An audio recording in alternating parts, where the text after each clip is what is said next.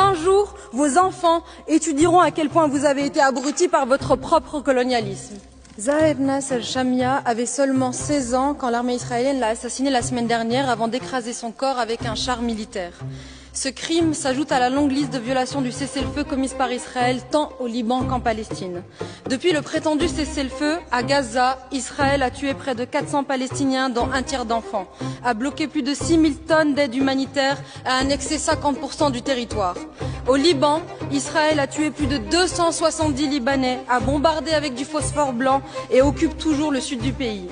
L'impératif humanitaire du cessez-le-feu s'est transformé soudainement en un objectif politique au détriment de la justice.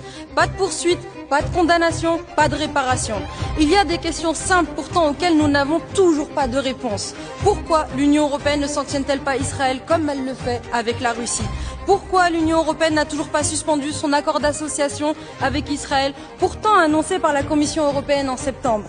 Il n'y a qu'une seule explication à ce deux poids deux mesures à l'égard de ce régime génocidaire, la complicité idéologique et coloniale de l'Union européenne avec Israël. Un jour, vos enfants étudieront à quel point vous avez été abrutis par votre propre colonialisme.